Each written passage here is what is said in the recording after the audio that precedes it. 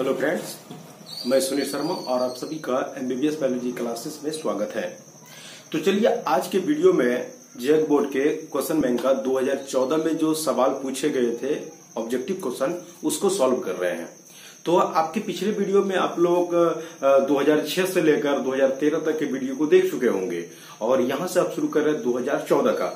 तो आपको हम बता दें, अगर आप बोर्ड एग्जाम में बायोलॉजी में अच्छे नंबर लाना चाहते हैं तो आपको ये जितने भी ऑब्जेक्टिव जो वीडियो आपको हम अपलोड कर चुके यूट्यूब पे, वो आप सबको देखना होगा। जिसके आपको बता दें कि आप जितना भी ऑब्जेक्टिव हम इस अपलोड कर रहे हैं, इन सब ऑब्जेक्टिव को देखने के बाद आपको बता दें कि आपका 20 में 20 ऑब्जेक्टिव जो एग्जाम बोर्ड में आएंगे वो आप 20 में 20 आसानी से बना सकते हैं। ठीक है, तो हम आशा करते हैं कि आप सभी को मेरा वीडियो पसंद हुआ हो और आप इनको अच्छी तरह से समझ पाते होंगे। चलिए तो हम शुरू कर रहे हैं 2014 के ऑब्जेक्टिव क्वेश्चन को सॉल्व करते हुए। ठीक है, चलिए तो शुरू कर रहे हैं। तो सबसे पहला जो क्वेश्चन है उस पर हम बात करेंगे। तो हम बात कर रहे हैं 2014 के क्वेश्चन पर। तो सबसे पहले आपको बता दें कि पहले हम बॉटनी के क्वेश्चन को सॉल्व करेंगे, उसके बाद फिर जूलॉजी का। चलिए तो हम बात कर रहे हैं 2014।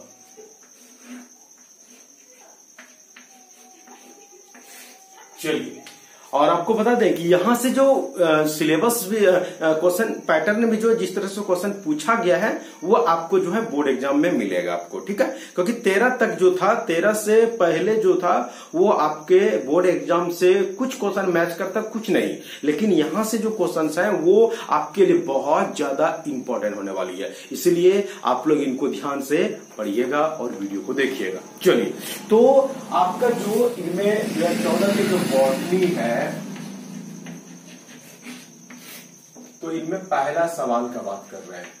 देखिए 2014 से क्या किया कि 10 क्वेश्चन बॉटनी में देने लगा और 10 क्वेश्चन जूलॉजी में। तो ऑब्जेक्टिव क्वेश्चन 10 जो बॉटनी में दिया आपको वो, और 10 जूलॉजी में, मतलब टोटल हो जाता है आपका कि 20 मार्क्स का, और प्रत्येक क्वेश्चन 1 मार्क्स का रहता है। ठीक है, तो चलिए सॉल्व करते हैं। तो पहला क्वेश्चन है, आप जरा ध्यान से सुनिएगा।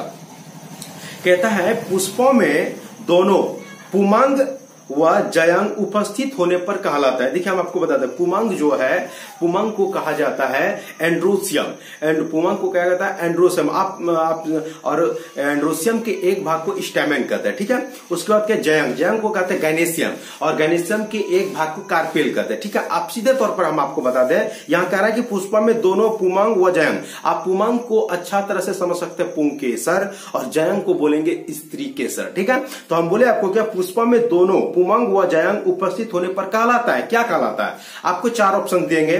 पहला ऑप्शन है अपूर्ण, ऑप्शन 2 उत्कृष्ट, ऑप्शन 3 संपूर्ण, और ऑप्शन 4 मोनोक्लेमाइडी। तो आपको हम बता दें एक बार फिर से ऑप्शन को। पहला ऑप्शन है अपूर्ण। ध्यान दीजिएगा, जब किसी पुष्प में पुंकेसर और स्त्रीकेसर दोनों जब रहता है तो ऐसे पुष्प को कहा जाता है उत्कृष्ट पुष्प। उत्कृष्ट मतलब परफेक्ट, वो कंप्लीट फ्लावर नहीं है, वो इनकम्प्लीट आप बोल सकते हैं, लेकिन वो कंप्लीट फ्लावर नहीं है। लेकिन जब उसमें पुमांग क्या कहते हैं, पुंकेसर और स्त्रीकेसर जब दोनों रहेगा तो उसको परफेक्ट बोल सकते हैं कि नहीं, ये जो है उत्कृष्ट पुष्प है। ठीक है, तो आपका पहला नंबर का जो आंसर हो जाएगा वो 2 हो जाएगा। तो 1 का जो आंसर हो जाएगा वो ऑप्शन इनका क्या हो जाएगा, दूसरा नंबर, जिसका क्या है, उत्कृष्ट। क्या है? उत्कृष्ट। इसी को आप परफेक्ट बोल सकते हैं। चलिए अब दूसरा नंबर क्वेश्चन पे बात कर रहे हैं। कहता नारियल में खाने योग्य भाग होता है। आपको हम बता दें, ये जो जितने भी इडिएबल पार्ट है, मतलब जो खाने योग्य भाग है, इस पर हम एक स्पेशल वीडियो बनाएंगे जिस पर उनसे जो है केवल किस किस से ज्यादा सवाल आया है और उनको हम बताएंगे। ठीक है, तो आपको बता दें ये जो क्वेश्चन नारियल के खाने योग्य भाग पूछा हुआ, ये बहुत इंपॉर्टेंट है, इसको बहुत बार पूछ चुका है। तो बोले क्या कि नारियल में खाने योग्य भाग होता है ना, तो नारियल का हम कौन सा भाग खाते हैं, उसका कौन सा भाग खाने योग्य होता है? ऑप्शन में दिया 1 नंबर बाह्य फल भित्ति, ऑप्शन बी मध्य फल भित्ति, ऑप्शन सी अंत फल भित्ति, और ऑप्शन डी भ्रूणपोष। तो आपको बता दें, हम लोग जो है नारियल का जो खाते हैं वो बीच का व्हाइट वाला भाग खाते हैं। नारियल का जो बीच में जो व्हाइट वाला भाग रहता है उसी को हम लोग क्या करते हैं, खाते हैं उन्हीं को। लेकिन आपको बता दें वो जो बीच वाला जो व्हाइट वाला भाग है यही भाग है भ्रूणपोष, उसी को कहते हैं इंडोस्पर्म। क्या कहते हैं इसको, इंडोस्पर्म, और इसी को कहते हैं भ्रूणपोष। यही खाने योग्य भाग है किसका, तो नारियल का। तो इसका जो है क्या हो जाएगा ऑप्शन, तो इसका ऑप्शन हो जाएगा डी है, यानी चौथा नंबर इसका ऑप्शन हो जाएगा, मतलब भ्रूणपोष। ठीक है, चलिए अब क्वेश्चन नंबर 3 पर चलते हैं। क्वेश्चन नंबर 3 कहता है क्या कि फूलों में कीटों द्वारा परागण कहलाता है। अब देखिए क्वेश्चन बहुत इंपॉर्टेंट, इसको बहुत बार पूछा गया है। कहता है कि फूलों में जब कीट के द्वारा परागण होता है, किसके द्वारा, कीट को इंसेक्ट कहते हैं ना, कीट के द्वारा जब परागण होती है तो क्या कहलाता है। तो आपको हम बता दें कि जब किसी पुष्प में कीट के द्वारा परागण होता है तो उसे कहते हैं इंटेमोफिली। क्या कहते हैं उसे, इंटेमोफिली। क्या कहते हैं, क्या बोले, इंटेमोफिली। अब आपको हम बता देते हैं इनको, जरा ध्यान दीजिएगा।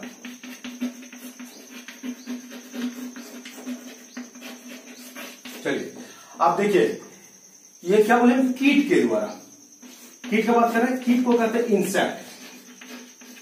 ध्यान दीजिए, इंटेमो, इन और इंटेमो, ध्यान दे, इन हो गया ये इंटोमो, तो इन से इंसेक्ट और इन से इंटेमो। तो याद रखिएगा कि इंसेक्ट यानी कीट के द्वारा परागण जो होगा उसको क्या कहते हैं, इंटेमोफिली। ठीक है, तो क्या बोले, इंसेक्ट है ना, इंसेक्ट, इन हो गया इंटेमो, इंटेमो, ध्यान दीजिएगा, इन से इंसेक्ट, इन से इंटेमो। तो वही बोले आपको कि कीट के द्वारा परागण जो होता है, जब पुष्प में कीट के द्वारा परागण होता है तो उसे क्या कहते हैं, इंटेमोफिली कहते हैं। क्या कहते हैं उसे, इंटेमोफिली। ठीक है, चलिए अब आपको अगला क्वेश्चन ले आते हैं। ये बहुत इंपॉर्टेंट क्वेश्चन है, ठीक है, ये बहुत ज्यादा इंपॉर्टेंट है। अब अगला बोल रहे हैं, अगला है चौथा नंबर में क्वेश्चन क्या कहता है कि सेब में खाने योग्य भाग होता है।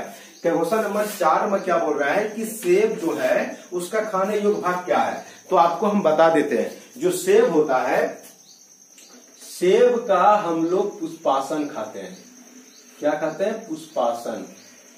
देखिए ये भाग जो है ये नीचे का, यही जो है इसी का नाम है पुष्पासन, पुष्पासन। ध्यान दीजिएगा, जैसा कि आपको बता दें कि जैसे कि हम लोग रूम में बैठ के खाना जो खाते हैं तो नीचे कुछ चट्टी उट्टी बिछा गए ना, तो चट्टी होता है, हम लोग बोलते हैं उनको आसन। हम लोग जहां बैठते हैं उसे क्या कहते हैं, आसन।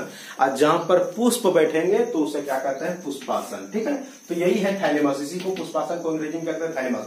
तो यही पुष्पासन क्या करता है कि सेब में यही पुष्पासन जो है क्या करता है, उसको अच्छी तरह से ऐसे ढक लेता है।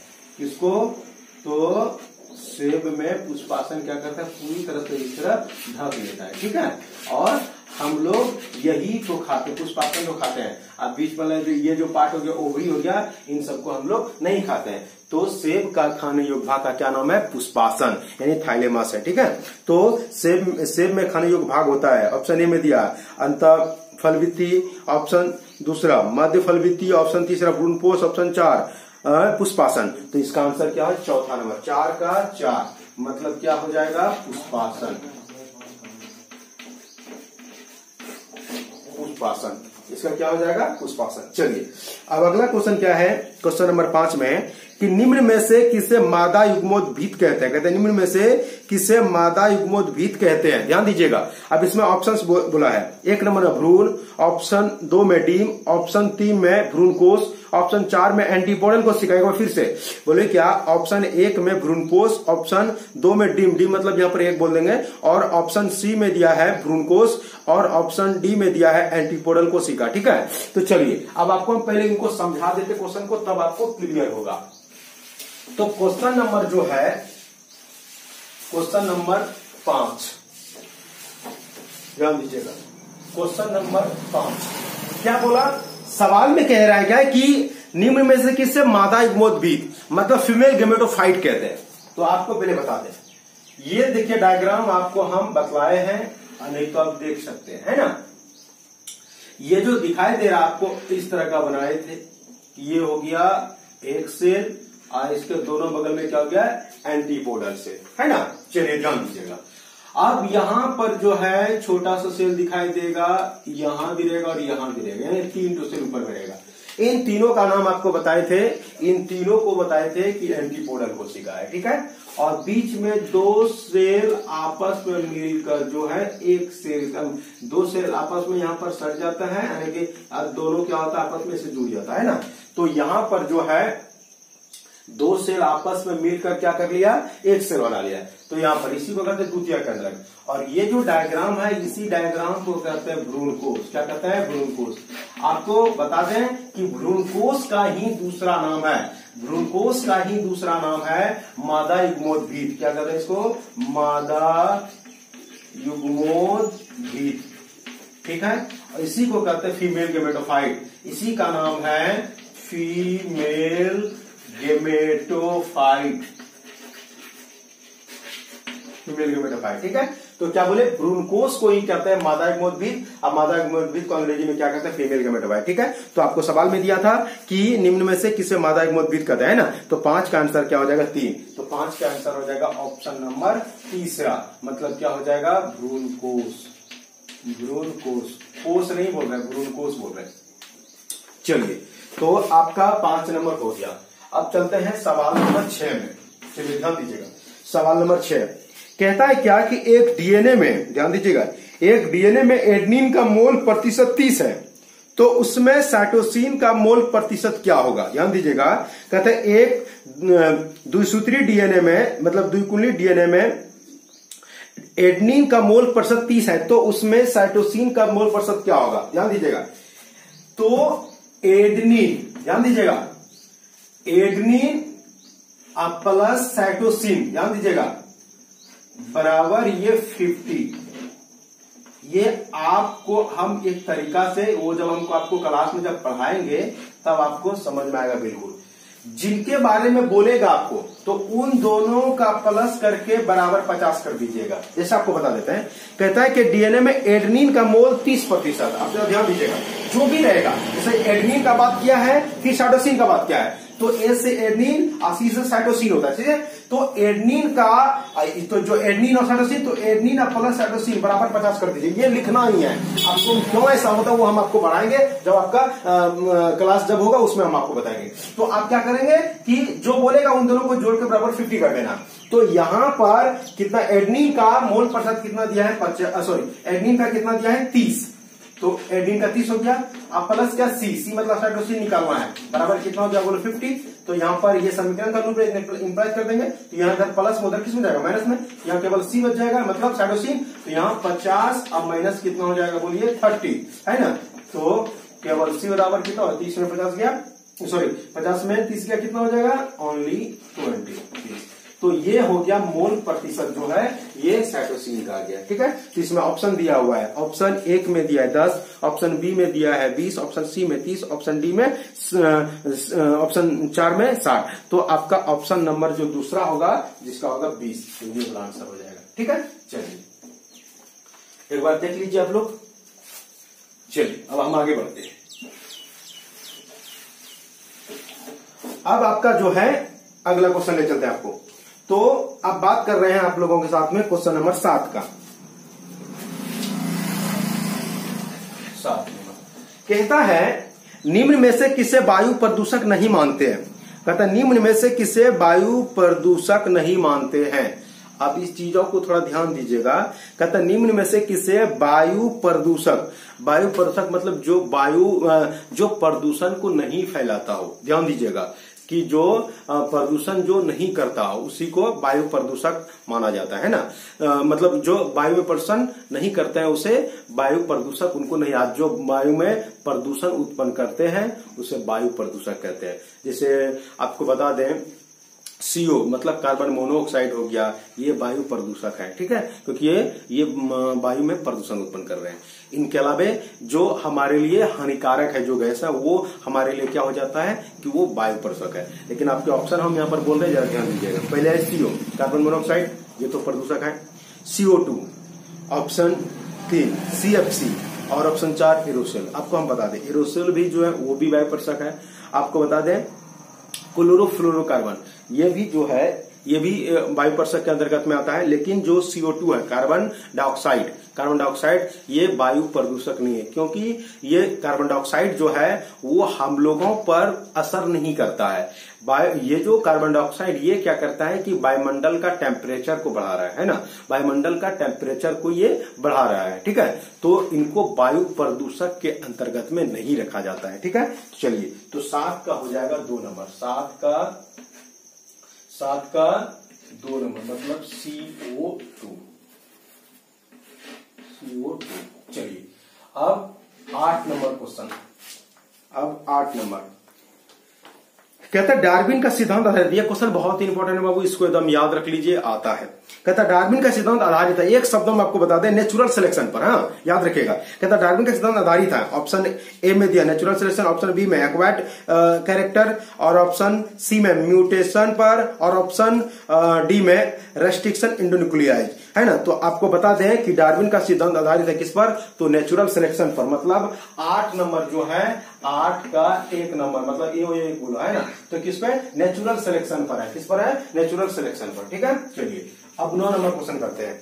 तो 9 नंबर क्वेश्चन में क्या कहता है, किस बीकर से मतलब किस एंजाइम से डीएनए के विशेष स्थानों पर काटा जाता है। आपको पिछले वीडियो में भी बताए थे कि डीएनए को काटने का जो काम करता है वो प्रतिबंधन एंजाइम, ठीक है। और प्रतिबंधन एंजाइम बताए थे 2 प्रकार के होते हैं, एक इंडोन्यूक्लियेज एंजाइम और एक एक्सोन्यूक्लियेज। तो आपको बता दें, तो रेस्ट्रिक्शन इंडोन्यूक्लियेज बोलो या प्रतिबंधन इंडोन्यूक्लियेज बोलो, एक ही चीज है। तो आपको बता दें, तो डीएनए को जो काटने का काम करता है वो कौन है, तो बोलेंगे रेस्ट्रिक्शन इंडोन्यूक्लियेज एंजाइम, ठीक है। इसका ऑप्शन में आपको दिया है, ऑप्शन ए में डीएनए पॉलीमरेज, ऑप्शन बी में टाक पॉलीमरेज, ऑप्शन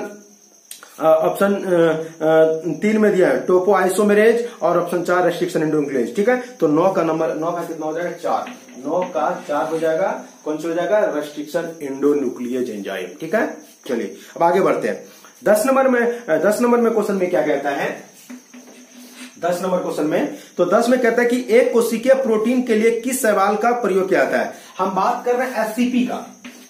एससीपी मतलब सिंगल सेल प्रोटीन, मतलब जब किसी, ध्यान दीजिए, जब किसी एकोशिकीय जीव, ध्यान दीजिए, जब किसी एकोशिकीय जीवों का उपयोग प्रोटीन प्राप्त करने में किया जाता है तो उसे सिंगल सेल प्रोटीन कहते हैं, ठीक है। तो यहां पर जो हम बात कर रहे हैं, तो कहता है एससीपी के रूप में कौन सा ऐसा सवाल है जिसका उपयोग एससीपी के रूप में करते हैं, मतलब सिंगल सेल प्रोटीन के रूप में कर रहा है। एकोशिकीय प्रोटीन के लिए किस सवाल का प्रयोग किया जाता है, तो उसका नाम याद रखिए, स्पाइरुलिना, बहुत इंपॉर्टेंट है, स्पाइरुलिना, ठीक है। क्या नाम है, स्पाइरुलिना। तो इसका आंसर 10 का कितना हो जाएगा, चौथा नंबर हो जाएगा आपका ऑप्शन, जिसका नाम है स्पाइरुलिना, ठीक है। चलिए, अब आपका 10 नंबर ये आपका जो बॉटनी था वो आपका कंप्लीट हो गया है।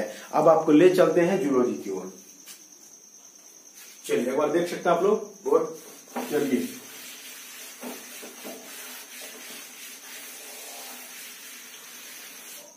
अब आपका बात कर रहे हैं जूलॉजी का।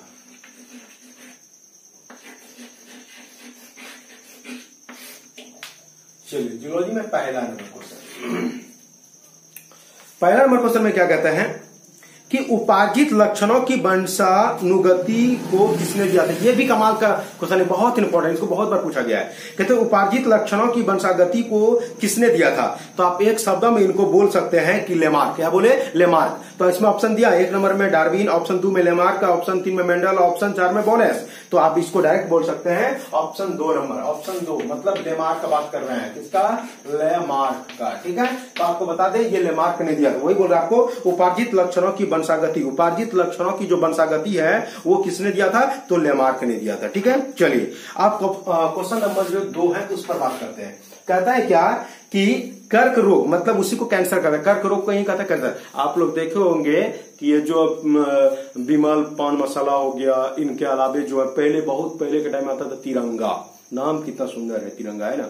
लेकिन दुख की बात है उससे लॉस था हम लोगों को, तिरंगा से नहीं, तिरंगा जो वो गुटका था उनका बात कर रहे हैं ना। तिरंगा तो वो हमारे शान है, तो उनमें जो गुटका, वो जब वो, तो उनके पीछे में लिखा गया है, मधु जो आता है उसमें भी लिखा हुआ रहता है ना कि तंबाकू खाने से कर्क रोग होता है ना। तो कर्क मतलब कैंसर का बात कर रहे हैं, ठीक है। चलिए, तो हम बात कर रहे हैं किसका, तो हम बात कर रहे हैं किसका, कर्क रोग, कैंसर का। तो कैंसर के अध्ययन को क्या कहते हैं, तो कैंसर के अध्ययन को क्या कहते हैं, तो कैंसर के अध्ययन को ऑन्कोलॉजी कहते हैं। जिसका ऑप्शन पहले देख लेते हैं। तो ऑप्शन दिया हुआ है, एक नंबर में दिया है पैरासिटोलॉजी, ध्यान दीजिएगा, parasitology. Option B ascariasis, option 3 oncology, option 4 amoebiasis. तो इसका ऑप्शन नंबर 3 हो जाएगा ऑन्कोलॉजी। तो इनका ऑप्शन 3 हो जाएगा ऑन्कोलॉजी, ऑन्कोलॉजी। चलिए अब क्वेश्चन नंबर 3 पर बात करते हैं। क्वेश्चन नंबर 3 कहता है मनुष्य में निषेचित अंडा गुणसूत्रों की संख्या, मनुष्य में निषेचित अंडा गुणसूत्र की संख्या होती है। अब आप पहले ध्यान दीजिए, ये निषेचित अंडा किसको बोलेंगे? देखिए, एक होता है नर युग्मक, थोड़ा समझिए पहले। नर युग्मक मतलब क्या? मेल गेमिट बोलते हैं। इसमें मेल गेमिट का नाम क्या है? तो उसका नाम है शुक्राणु, ध्यान दीजिएगा। और इसमें क्रोमोसोम नंबर कितना होता है? तो 23, ध्यान दीजिएगा। और ये संलयन किससे करेगा? तो अंडाणु से, मतलब मादा युग्मक से, मादा युग्मक। और मादा युग्मक को ही कहते हैं अंडाणु, ठीक है। और इसमें भी क्रोमोसोम नंबर कितना होता है? 23, ठीक है। और ये दोनों अब निषेचन करेगा, मतलब संलयन करेगा। ये देखिए दोनों संलयन किया। अब जो ये संलयन करेगा तो संलयन करेगा तो यहां पर ये दोनों जब क्या बन जाएगा? युग्मनज, युग्मनज बना। यहाँ 23, यहाँ 23, कितना हो गया? 46। तो वही बोल रहा है जब निषेचित अंडा, यही हो गया युग्मनज, क्या हो गया? निषेचित अंडा। तो कह रहा है आपको क्या कि बताइए कि मनुष्य में निषेचित अंडा में गुणसूत्रों की संख्या होती है। ऑप्शन 1 में दिया 46, ऑप्शन 2 में 8, ऑप्शन 3 में 23, ऑप्शन 4 में 16। तो क्या हो जाएगा? ऑप्शन 1, मतलब 3 नंबर का ऑप्शन क्या हो जाएगा? 1, मतलब 46 क्रोमोसोम। कितना हो जाएगा बोलो? 46 क्रोमोसोम। चलिए अब बात करेंगे क्वेश्चन नंबर 4 का। क्वेश्चन नंबर 4 का बात करते हैं। कहता है निम्न में से कौन सा प्राकृतिक संसाधन गैर पुनर्वीकरण योग्य है ना? पुनर्वीकरण योग्य है। तो आपको बता दें, ऑप्शन दिया है 1 में वन्य जीव, ऑप्शन 2 में पानी, ऑप्शन 3 में कोयला, ऑप्शन 4 में जंगल। तो आपको सीधे से आपको बता दें इसका ऑप्शन हो जाएगा 3, मतलब कोयला, जिनको एक बार उपयोग करने के बाद उनका दोबारा उपयोग नहीं होगा। और अगर इनको प्राप्ति करना हो तो लाखों करोड़ों समय लगेगा, है ना। तो ये गैर है। तो अब आपका बात कर रहे हैं क्वेश्चन नंबर 5। कहता है क्रॉसिंग ओवर किसके बीच होता है? याद रखिएगा, नॉन सिस्टर क्रोमेटिड के बीच, नॉन सिस्टर क्रोमेटिड के बीच जो है क्रॉसिंग ओवर होती है। तो वही कह रहा है कि 5 नंबर में कि क्रॉसिंग ओवर किसके बीच होता है? क्रॉसिंग ओवर किसके बीच? ऑप्शन 1 में दिया है सेंट्रियोल में, ऑप्शन 2 में सेंट्रोमियर में, ऑप्शन 3 नॉन सिस्टर क्रोमेटिड में और सिस्टर क्रोमेटिड में। तो आप सीधे से आप बोल सकते हैं ऑप्शन नंबर 3 किसमें हो जाएगा? ऑप्शन नंबर 3 किसमें? तो नॉन सिस्टर क्रोमेटिड के बीच, है ना। नॉन सिस्टर क्रोमेटिड्स, है ना, नॉन सिस्टर क्रोमेटिड के बीच। चलिए अब 6 नंबर क्वेश्चन। कहता सर्टोली कोशिका में, बहुत इंपॉर्टेंट इसको, बहुत इंपॉर्टेंट। तो सर्टोली कोशिका पाया जाता है 1 नंबर ब्रीसन, ऑप्शन 2 ब्रीकक में, ऑप्शन 3 अंडाशय में, ऑप्शन 4 यकृत में। तो आप याद रखिएगा कि सर्टोली कोशिका पाया जाता है ब्रीसन में। किसे मिलता है? ब्रीसन में। तो 6 का 1 नंबर, 6 का 1 क्या हो जाएगा? ब्रीसन। इसी को कहते हैं टेस्टी, ठीक है। चलिए अब आगे बढ़ते हैं।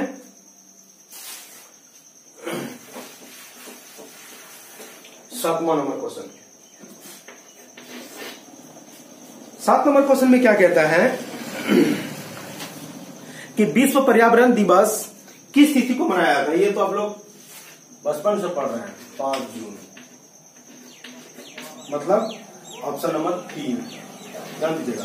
कहता है आपको कि विश्व पर्यावरण दिवस किस तिथि को मनाया जाता है? तो 5 जून को। क्वेश्चन नंबर 8 कहता हाथी पांव रोग, उसी को कहा जाता है फलेरिया। कहता हाथी पांव जो रोग है, एलिफेंटेसिस जो है, वो किसके द्वारा होता है? तो आपको बता दें कि इसका जो कारक है बुचेरिया बानिक्रप्टाई। क्या नाम है उसका? तो बुचेरिया बानिक्रप्टाई। तो 8 नंबर जो क्वेश्चन है, तो सवाल में दिया है हाथी पांव रोग जो है, हाथी पांव जो रोग है वो किसके द्वारा होता है? हाथी पांव जो रोग है वो किसके द्वारा होता है? तो क्या बोलेंगे? तो हाथी पांव जो रोग है वो बुचेरिया बानिक्रप्टाई के द्वारा होती है।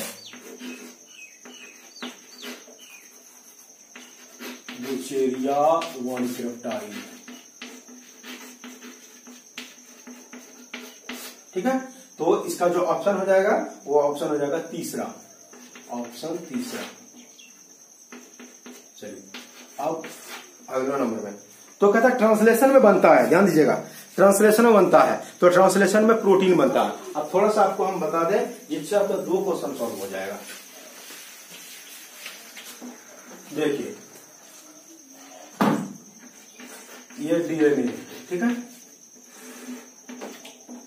डीएनए से एमआरएनए बनता है, इसको कहता है मैसेंजर आरएनए। ठीक है, और मैसेंजर आरएनए से प्रोटीन बनता है।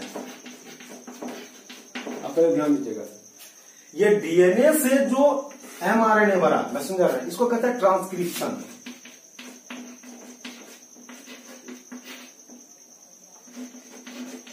ठीक है, और मैसेंजर आरएनए से जो प्रोटीन बना इसको कहते हैं ट्रांसलेशन।